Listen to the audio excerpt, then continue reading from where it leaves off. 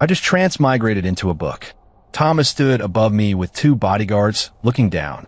Mr. Johnson, Miss Taylor said that if you try to run away again, she want me to break your legs. Consider yourself warned. Who told you to oppose Sophia? He then set a bowl of sour leftover food in front of me, his eyes full of contempt. This is your meal for today.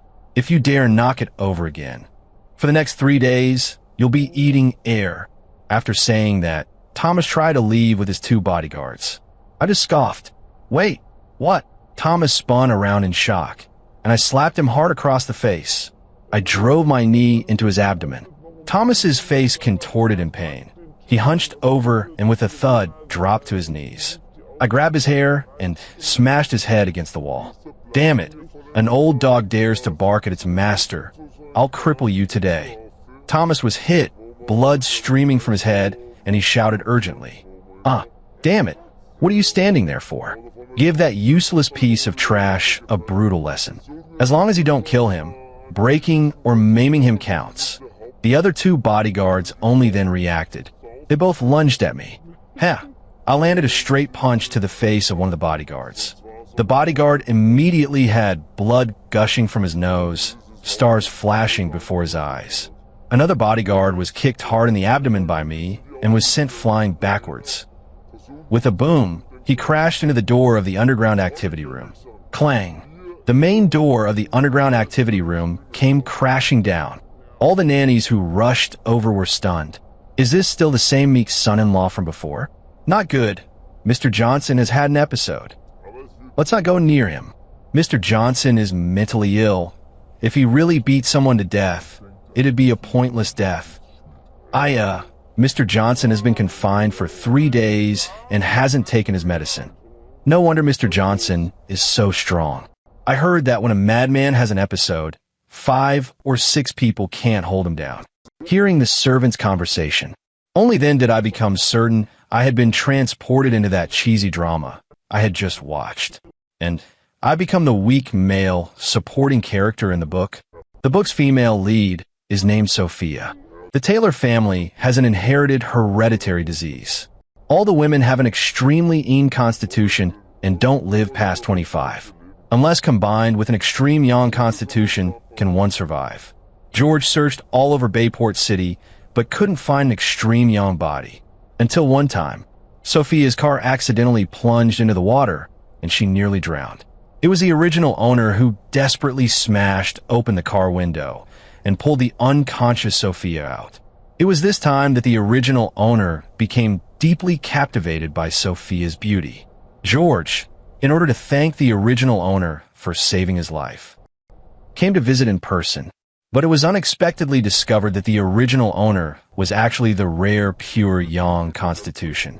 So he proposed a marriage alliance between the two families. The original owner was already so consumed by thoughts of Sophia that he could neither eat nor sleep.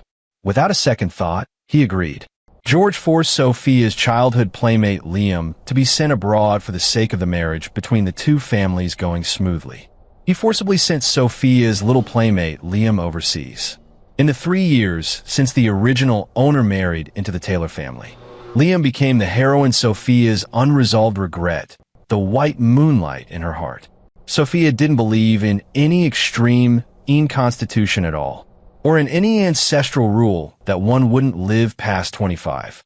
She vented all the resentment over Liam being sent abroad onto the original owner.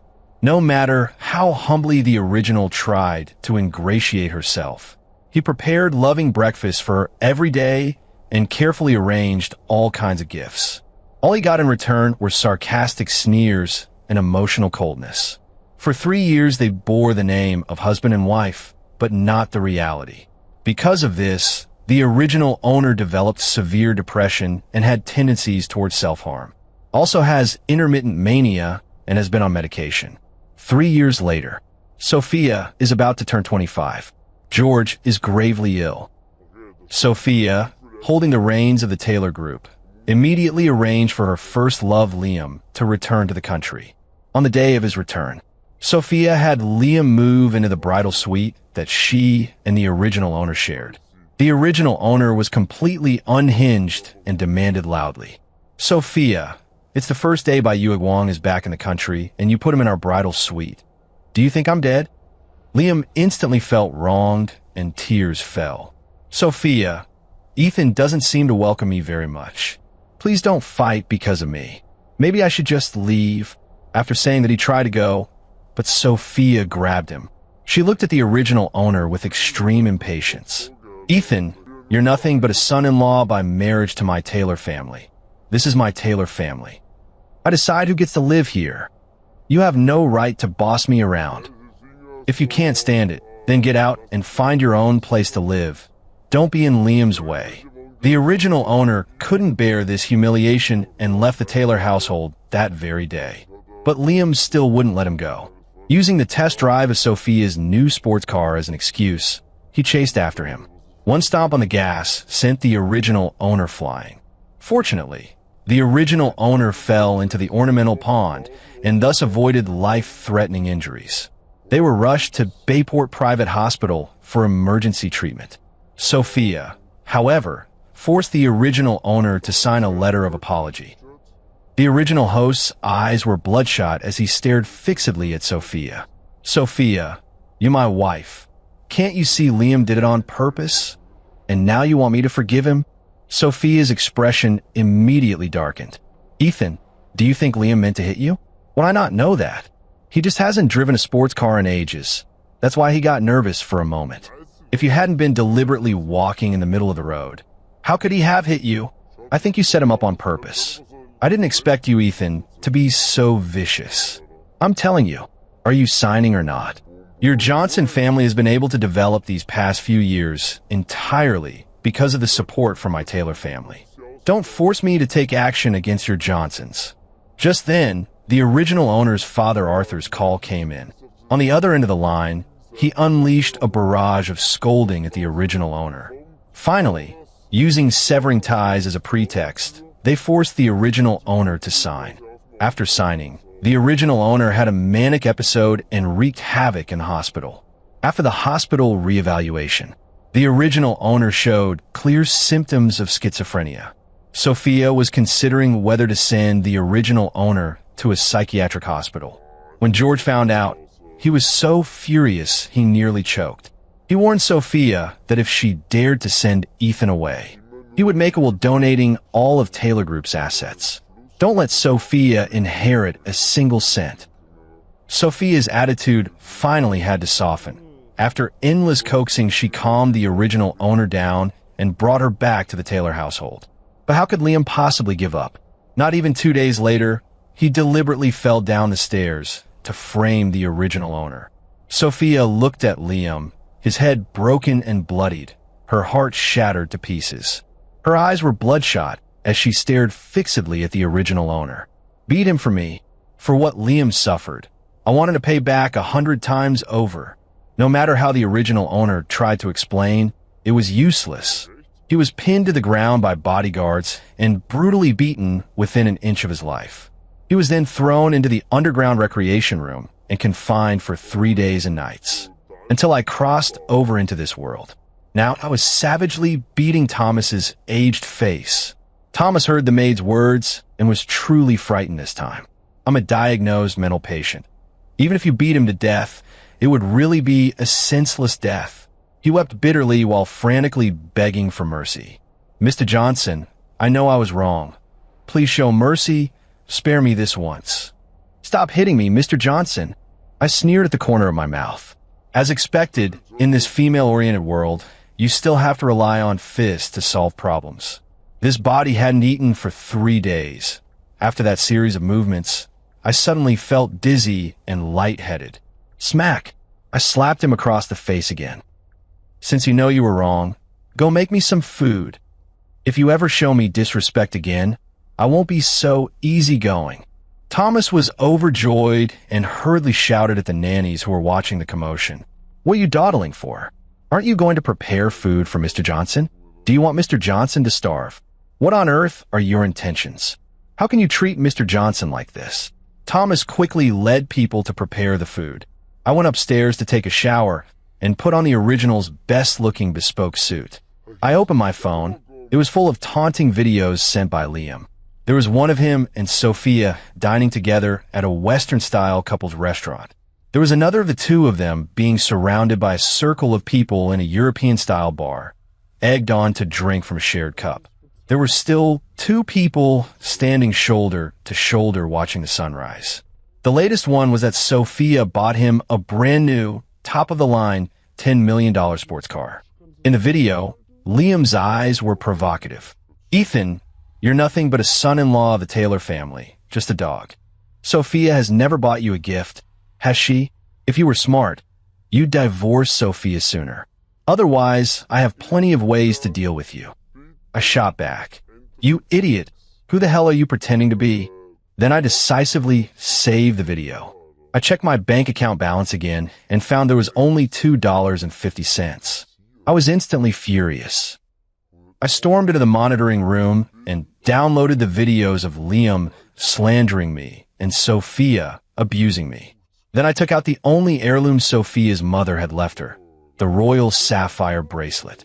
He even found time to print a copy of the agreement severing ties with the Johnson family. I first sent Sophia the video of Liam's sports car and the photos of the bracelet. "Sophia, you actually fucking bought the mistress a $10 million luxury car. You have half an hour to transfer me $20 million, or else wait to collect your bracelet as a corpse." After sending the message, I then swaggered over to the dining table to eat. At that time, Sophia was still overseas negotiating business. It had been less than a minute since the message was sent. Sophia's calls suddenly started coming in like crazy. I hung up on each one. She called 99 times in a row, and I didn't pick up any of them. She could only call Thomas's phone. Bruised and battered, Thomas stood to one side, constantly bobbing and bowing into the phone. Cold sweat on my forehead wouldn't stop. "Miss Taylor, it's not that I didn't try to intervene, but neither my bodyguard nor we can't beat him. I really can't do anything." Yes. I'm worthless." I waved to Thomas and took the phone. "Miss Taylor has quite the temper." Hearing it was me on the other end, the voice suddenly rose. "Ethan, if you dare touch that bracelet, I'll kill you." I sipped my nourishing porridge without the least panic and replied calmly, "All right, Sophia, if you got the guts, then bring it on. I'll remind you once more. You have 5 minutes to think it over." There was complete silence on the other end of the line. Only Sophia's rapid breathing remained. "Ethan," she clenched her teeth tight and spoke each word deliberately. "How dare you threaten me? Do you know how important that bracelet is to me?" For more minutes. I was too lazy to listen to her nonsense and cut her off. "Miss Taylor, if I were you, I wouldn't say another word. You know me, I'm mentally unstable. If my hand slips and this bracelet falls." The sound of her high heels pacing came from the other end of the line. She suppressed her anger, saying nothing. 3 minutes later, my phone suddenly chimed with a notification of a $20 million deposit. Sophia's voice sounded once again. "Ethan, the money has arrived. Hurry and hand the jade bracelet over to Thomas. Or else, when I get back." She hadn't finished speaking when my hand trembled and the bracelet slipped from my fingers to the floor. With a sharp crack, it shattered into several pieces. Sophia obviously also heard the bracelet shatter. There was a death-like silence on the other end of the line. Not even her breathing could be heard. After a full 6 seconds, Sophia let out a heart-rending wail. "Ethan, Johnson." I casually glanced at the bracelet broken into 3 pieces and let out a light laugh into the phone. Sorry, my hand slipped. "Miss Taylor, you know how it is. My mental illness can't stand threats. As soon as I hear one, my hands tremble badly. You're looking for death." Sophia's voice trembled with rage. "Ethan, I'm going to make you wish you were dead. I'm going to make the Johnson family vanish from Bayport City." Before she finished, I simply hung up the phone. Thomas stood to one side, so frightened his face had gone white and his legs went weak. I had just hung up Sophia's call when, 5 minutes later, the original owner's father, Arthur, called. Without thinking, I hung up. More than half an hour later, Arthur stormed into the Taylor family's villa in a fury. When he saw me, he looked as if he had found his father's murderer, his eyes red with anger. He hadn't even reached us when an enraged voice came shouting. "Ethan, are you trying to get yourself killed? You actually smashed Sophia's mother's keepsake? You wretch. Do you want the Johnson family to be buried alongside you?" I sat on the sofa, leisurely eating the after-dinner fruit. A baseball bat lay ready at my feet. "Mr. Johnson, what's all this anger about?"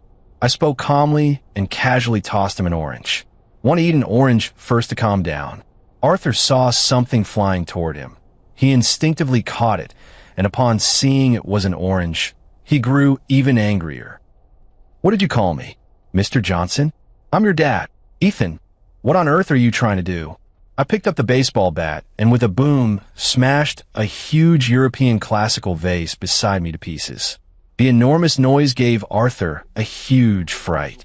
Thomas and the servant screamed even louder in terror. He looked at the vase shards all over the floor, his right hand fingers trembling as he angrily pointed at me. "Ethan, you're crazy." I narrowed my eyes and smashed another huge European-style classical vase. I grabbed the baseball bat and walked toward Arthur step by step. The bat scraped the floor, making a piercing noise. "Crazy," I chuckled lightly. "Mr. Johnson, don't you know I have a mental illness? Or should I show you the diagnosis?"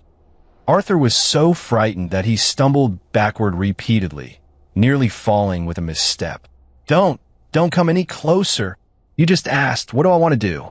I suddenly raised the baseball bat in my hand and slammed it hard into the glass coffee table beside me. With a loud boom, the glass coffee table shattered on impact. Shards of glass flew everywhere. "I want to tear this villa down." I slammed the pre-prepared severance agreement into his face. "Mr. Johnson, $20 million to buy out the father-son relationship between us.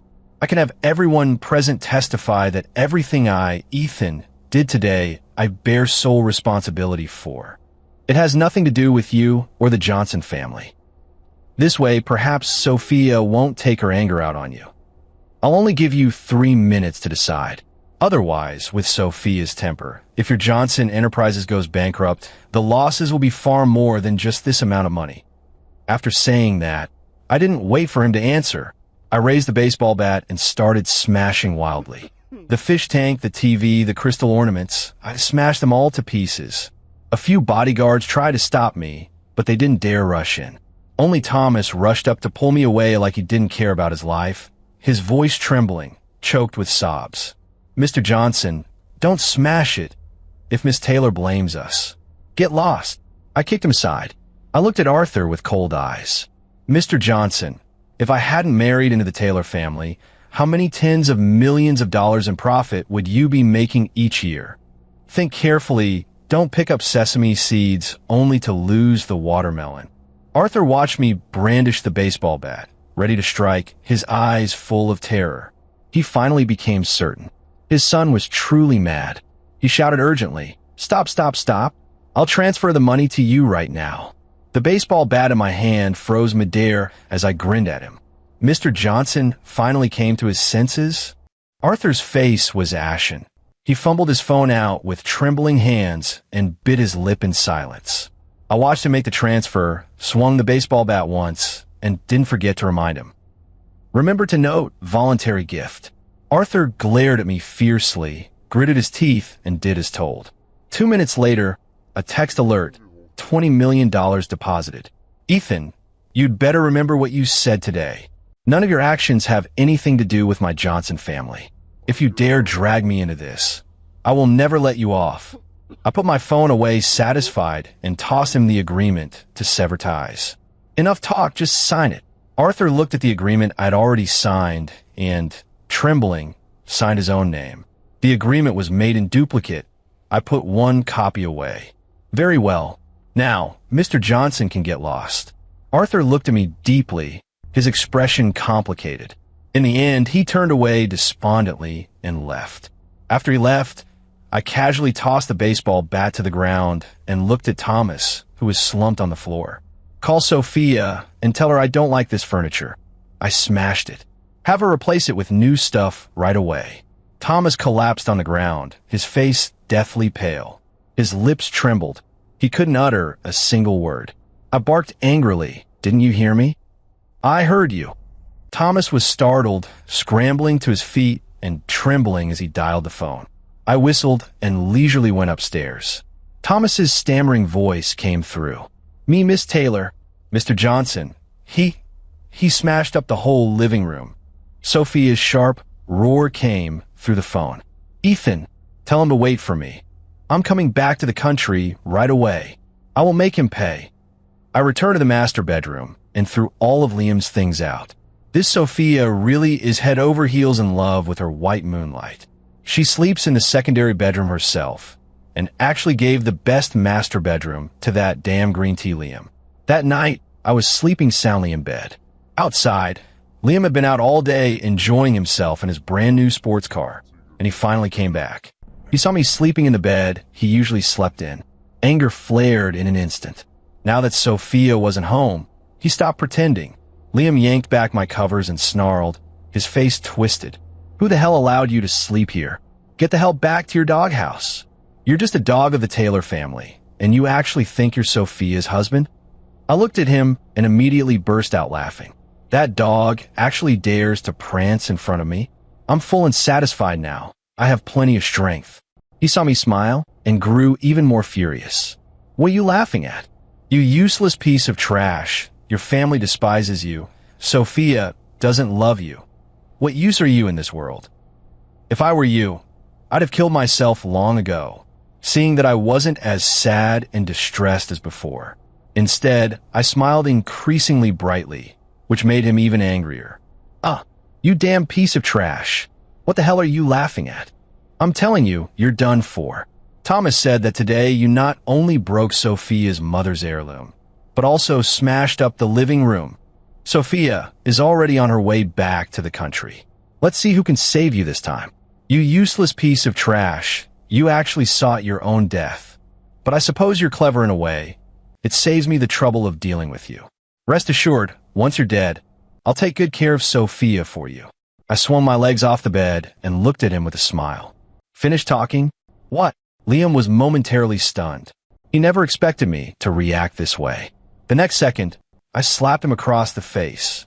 That slap packed a lot of force. Liam was slapped and sent flying sideways. With a loud bang, he crashed into the edge of the cloakroom door. Liam clutched his rapidly swelling face, his mind blank. He looked up, incredulous, his eyes wide. Ethan, you dare hit me? Hit you? So what if I hit you?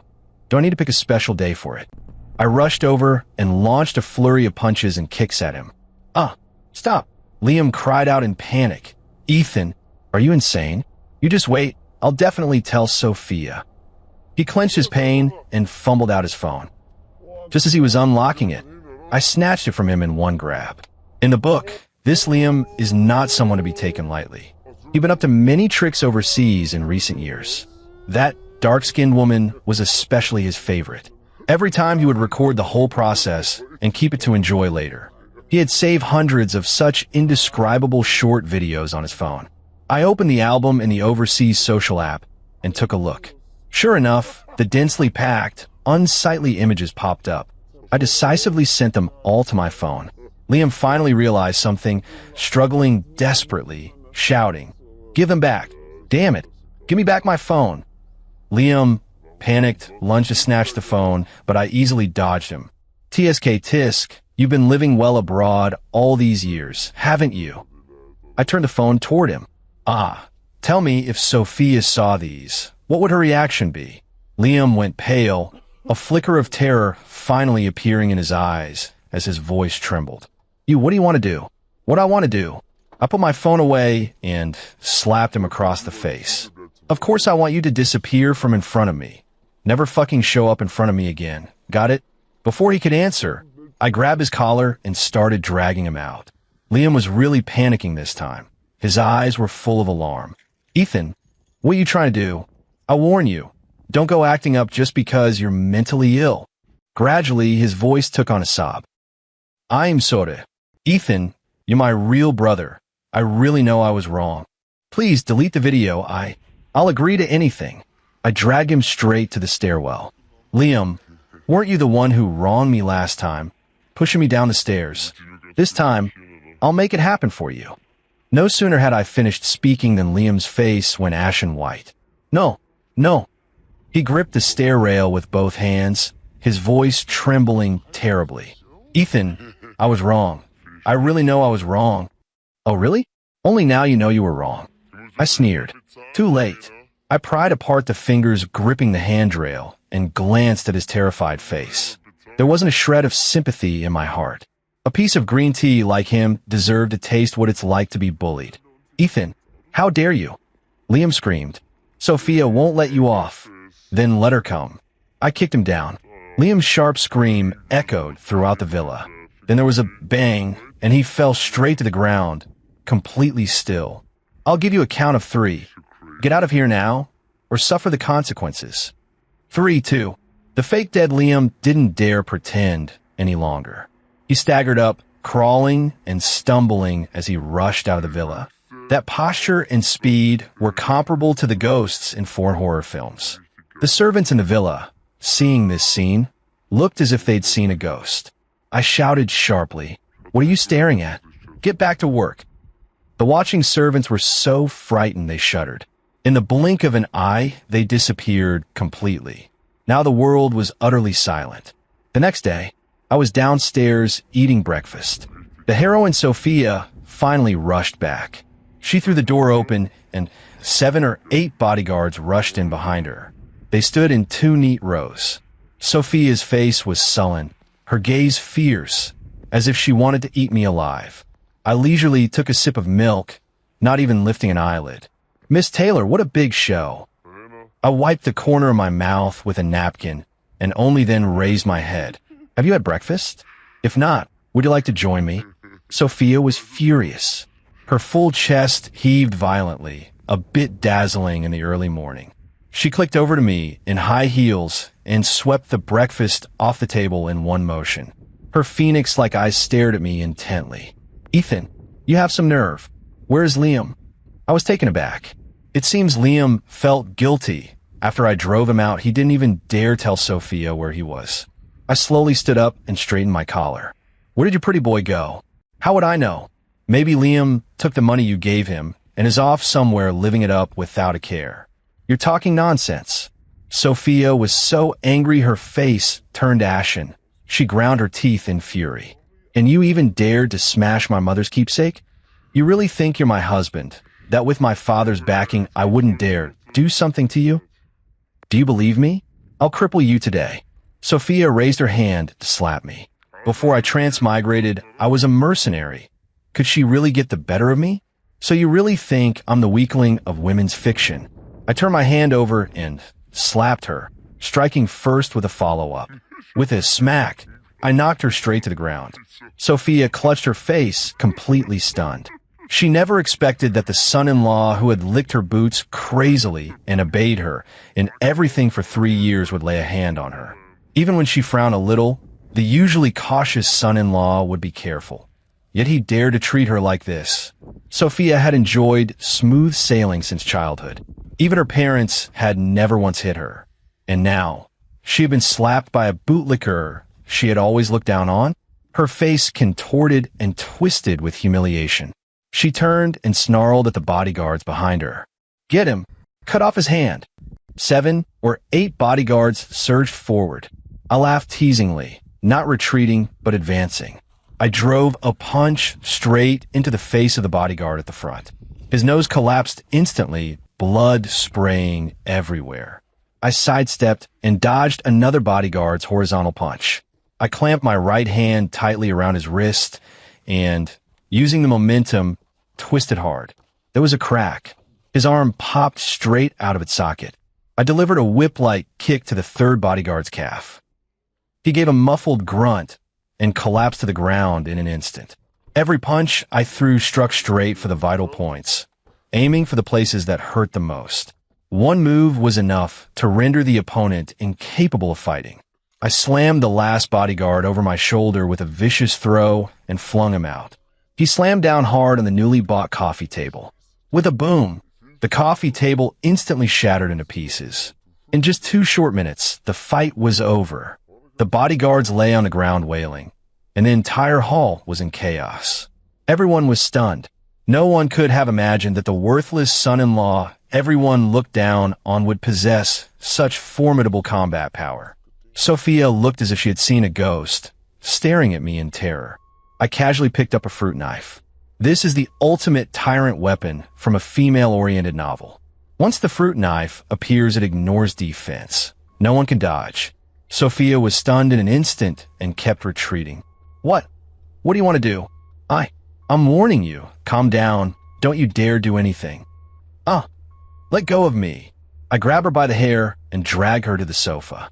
I sat down on the sofa and, following through, tapped her face with a fruit knife. Sophia, do you know that a mentally ill person killing someone isn't against the law? Say, I finish you off right now and then set this whole place on fire. Don't you think that would be fun? Sophia stared at my deranged expression, her pupils suddenly contracting. Now she was truly scared. She trembled all over. Ethan, I was wrong. I really know I was wrong. Calm down, you must calm down. Don't get excited. I looked at her mockingly, then tapped her cheek with the fruit knife. Then tell me properly, where did you go wrong? Sophia trembled uncontrollably, tears streaming down her face. I shouldn't have let Liam move in. I shouldn't have forced you to sign the letter of forgiveness after he hit you. I shouldn't have locked you in the underground activity room. Anything else? The fruit knife in my hand kept tracing across her delicate cheek. I shouldn't have given you silent treatment. Even more, I shouldn't have looked down on you. Her voice choked. Ethan, for the sake of the 3 years we were husband and wife, spare me. Husband and wife? I sneered. Sophia, when did you ever consider me? Ethan, your husband? Have you forgotten that if I hadn't saved you back then, you would have been dead long ago? I slapped her across the face with a whack. You fucking knew Liam deliberately ran into me, and you still said I purposely stood in the road to get hit, framing him? I slapped the other side of her face. Didn't I tell you I didn't push Liam? He rolled off the building by himself to frame me. I pointed at the surveillance camera at the stairwell and asked coldly, with such a big camera right there, you put me under house arrest without even looking? You're talking to me about marital feelings? Sophia turned her head to one side, biting her lip, and said nothing. Fine. Okay, you still believe that dead green tea, huh? Look closely yourself. What kind of scum he really is. I showed her the saved surveillance footage of Liam framing me, and the disgraceful short videos he shot abroad. Sophia at first stubbornly turned her head away, but when I opened the first video, her gaze was involuntarily drawn in. The whole process of how Liam faked a fall to frame me was recorded clearly. The performance was quite clumsy and exaggerated. At this moment, it looked utterly ridiculous. No, this can't be. Liam wouldn't be like that. How could he lie to me? Sophia muttered to herself, her face gradually paling. Don't be impatient. There's more exciting stuff. I sneered and clicked on the next video. When those indecent images played, Sophia's eyes suddenly widened. Her eyes were full of disbelief. No, this can't be. This isn't real. She stared at me, trembling as she spoke. These videos must have been fabricated by you, right? Liam and I grew up together. It can't be him. Fabricated? I looked at her coldly. Sophia, do you know why you can't get in touch with Liam? Because I sent those videos from his phone. He was afraid the matter would be exposed, so he deliberately avoided meeting you. Sophia seemed to have all the strength drained from her body. For a moment, she went limp on the ground. She simply couldn't accept it. The white moonlight she had cherished in her heart turned out to be such a scumbag. No, impossible. Liam is so innocent and kind. How could he be that kind of person? It was like I suddenly remembered something and blurted out. Oh, right? I knew you wouldn't believe it. Before you stepped through the door, I specifically sent these videos to your assistant Olivia Reed for verification. If nothing went wrong, the verification results have already been sent to your phone. Your assistant is your most trusted confidant. You would not even trust her, would you? Sophia fumbled anxiously for her phone. When she saw the authentication results Olivia had sent 5 minutes earlier, she was struck as if by lightning and stood rooted to the spot. At that moment, her conviction seemed to crumble to the ground. Her tears flowed uncontrollably. She could not accept the fact, no matter what. Just then, Thomas rushed in a fluster, his voice choked with sobs. "Miss Taylor, Martha Lewis called me from the hospital. George passed away there." George's last words. "He insisted that you must sleep with Mr. Johnson before your birthday." The phone in Sophia's hand fell to the floor with a plop. The screen shattered. "Dad!" Sophia let out a heart-wrenching wail. The following days, Sophia was very busy. Busy dealing with George's funeral arrangements and inheritance issues. George had a daughter late in life and doted on Sophia lavishly. The Western-style funeral was held with exceptional solemnity. The day George was buried, the sky was overcast with dark clouds, and a fine drizzle was falling. I wore a black suit, carried a black umbrella, and finally laid down a bouquet of white carnations. "George, go in peace. Your Taylor group can be left to me from now on."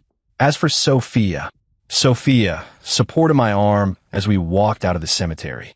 Thomas hurried over and said in a low voice, "Miss Taylor, Liam has been found. What would you like us to do now?" Sophia's gaze suddenly went icy cold. "Take him back to the underground activity room. I'll be there right away." Thomas answered and hurried off to make the arrangements. The underground activity room was dark and damp. Liam was being held with his hands bound behind his back by the bodyguards. When he saw Sophia, he reverted to that pitiful, delicate look. With a thud, he dropped to his knees. "Sophia, what are you doing? Please let me go. Did Ethan show you those videos?" "Sophia, they're all fake. He fabricated them. Please don't believe him." Sophia slapped him across the face. Her gaze was icy, without a trace of warmth. "Fake. Liam, you've been lying to me all this time." Sophia hurled a stack of documents hard at his face. The anger in her eyes was about to explode. "You think I haven't been doing anything these past few days? Take a good look at these documents. Not only has your private life been a mess these past few years, you've also racked up huge gambling debts. You really think you can easily fool me?" Liam trembled as he picked up the scattered documents from the floor, his face as pale as paper. "Sophia, listen to my explanation." He scrambled over in a panic, trying to grab the hem of Sophia's skirt, but was kicked away by Sophia. "Explain." "Liam, I kept myself pure for you for 3 whole years, and you kept telling me you did the same? You really make me sick. You came back to the country and deliberately drove into Ethan, deliberately threw yourself down the stairs to frame him. Fine, I can let those go, but I will never allow you to lie to me and betray me. You Parker family have been barely holding on all these years only because of financial support from my Taylor family. All the expenses you've had abroad over these years were paid with my money, and you used my money to hit on those black men. Liam, how could you dare?" Sophia slowly took the baseball bat from the bodyguard. A trace of malice flashed in her eyes. Now Liam was truly panicking. Liam looked at the baseball bat in Sophia's hand in horror, trembling uncontrollably. "Sophia, I was wrong. I'll never dare again." "Sophia, calm down." No." The next moment, Sophia steeled herself. She grabbed the baseball bat and slammed it down hard on Liam's right leg. With a crack, Liam's right leg completely buckled and warped. But that wasn't all. She stamped down with the heel of her stiletto on Liam's palm, crushing it into a bloody pulp in an instant. Liam let out a heart-rending, inhuman scream. Sophia's eyes were filled with coldness and malice. "Liam, all of this is your own doing. Thomas, since Liam likes black people so much, sent him to Africa. Consider doing a favor for the sisters there." "All right, Miss Taylor." Thomas agreed, and with his bodyguards forcibly dragged Liam away. Liam clenched his teeth against the agony and kept begging. Tears and snot dripped down. "Sophia, I'm sorry. Please spare me. I won't dare do it again." His voice faded away. "Looks like I won't see that damn manipulative woman in this lifetime." A week later was Sophia's birthday. George had not been buried long, so there was no grand ceremony. She only entertained a few close friends and girlfriends, and they dispersed early. By my reckoning, Sophia had only a few hours left to live. I lay in bed, keeping my ears on the sounds outside the door. Sure enough, it was midnight. Sophia weakly knocked on my door. Husband, save me. Ethan, please open the door. I was wrong. So Dad was telling the truth after all. Please save me, my chest hurts so much. I opened the door, stood in the doorway, and looked coldly at Sophia collapsed and limp on the floor. Blood flowed from her orifices, her face deathly pale. Her eyes were full of pleading, but in my heart there wasn't the slightest ripple. In the book, the original owner had been imprisoned in the underground activity room the whole time. He could only eat food worse than what dogs get. But when Sophia fell ill, it was only then that I suddenly realized everything her father had said was true. She begged the original owner to save her in much the same way. The original owner was kind-hearted and, at the last moment, shared a bed with Sophia and rescued her. The next morning, Liam unexpectedly came upon the two of them sharing the same bed. He had an emotional breakdown and sought death at every turn. Sophia shifted all the blame onto the original owner. She accused the original owner of taking advantage of someone in distress and having wicked intentions. She said that to win favor with her little lover, she forcibly dragged the original owner into the underground activity room and tortured him to death. But Sophia lived happily with Liam, someone with such a viperous heart. She still expects me to save her? Thinking this, the corner of my mouth twitched into a small smile. Sophia, it's the 21st century now. How can anyone believe in those feudal superstitions? We must believe in science. Sophia writhed on the ground in painful agony. Blood seeped continuously from her 7 orifices. She trembled as she reached out and clutched my trouser leg tightly. No, this isn't superstition. I was wrong. Please, I beg you, save me. I beg you to share a bed with me. I crouched down and gently patted her face. Sophia, although you are beautiful, but in your current ghastly state, I really can't bring myself to do it. I pulled my hand back disdainfully and wiped it again and again on her white nightgown. Or else kneel and beg me. Maybe I'll consider it. Sophia clenched her teeth against the excruciating pain, knelt on the floor, and kept bowing her head. I was wrong. Husband, please, please save me. Sleep with me. Her whole face was distorted, looking especially deranged. I'll give you whatever you want, shares, the company, everything I have. I stood up, looking down from above, watching her plead with cold eyes. Sophia, if you were to die, as your lawful husband, shouldn't all of this rightfully be mine to inherit? Sophia's pupils contracted sharply. She finally realized that I no longer cared about whether she lived or died. She became even more hysterical. Ethan, you planned this all along. Ethan, you love me so much. How could you not save me? Damn it. Ethan, you bastard. I watched her go mad, watched her writhe in pain on the ground. Sophia, I stopped loving you a long time ago. This tactic from the women's fiction side is indeed devastating. Sophia completely fell apart, screaming and shouting. Impossible. How can you not love me? You treat me so well. You're just Sophia's bootlicker. How can you not love me? The loud commotion drew Thomas and the servants. I hurriedly shouted towards them. Hurry, call an ambulance. By the time Sophia was taken away in the ambulance, she had already fallen into a coma. The hospital performed emergency resuscitation all night. In the end, they still couldn't save her. I pretended to be very sad. At her funeral, I fainted from crying several times. Everyone wept for my deep sorrow. One by one, they urged me to restrain my grief and insisted I pull myself together. After all, the massive Taylor group and the rest were waiting for me to manage. Hearing those words, I almost laughed out loud. This outrageous fortune has finally come to me. My dear ex-wife, wish you a good journey. Goodbye and fare thee well.